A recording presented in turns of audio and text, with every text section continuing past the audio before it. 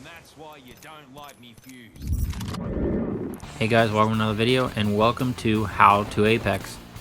With Season 9 on the horizon, we're going to have a lot of new players, and I'm here to tell you, even though you don't know how to play the game, you can win a lot of games by just following these easy steps. Unfortunately, these steps are not going to come in order. They're going to come in the order that I'm able to assemble clips. And so we start off with step 6, Nade Lives Matter. If you're a Call of Duty transfer, you've probably never realized how valuable grenades are in these types of games.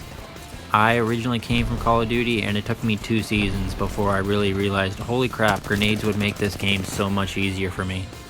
When your teammate is as far away as this guy was, it's too far away for me to really do anything with covering fire, so all I can do is throw nades. And whenever someone is in height, like these guys, grenades are huge for forcing them to move out of that space. For instances like this, I prefer thermites as my favorite grenade because thermites last longest.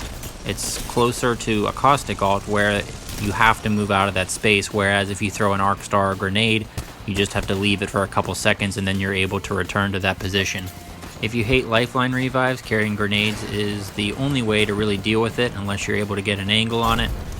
If you're in a rush to thirst a down player, sometimes dropping a nade is easier than trying to finish around the knockdown shield. Instances like this, where they're tight around cover, arc stars are probably my favorite.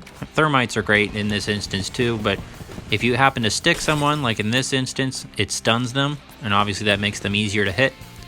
Frag grenades are probably my least favorite, although watching them bounce around like bowling pins is also really entertaining. Grenades are great at holding choke points. In this instance, I just had to spam grenades down this hallway, and my teammate was able to get an easy res.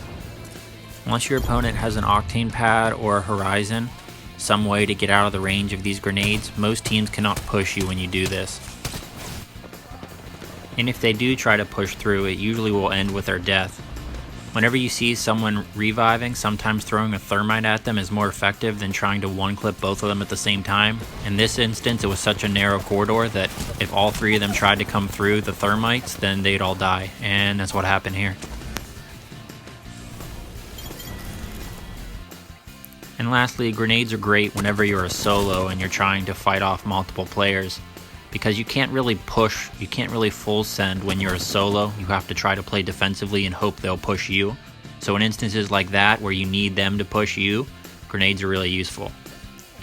As always, if you could share with one person, would appreciate. And until next time, you've been intimidated.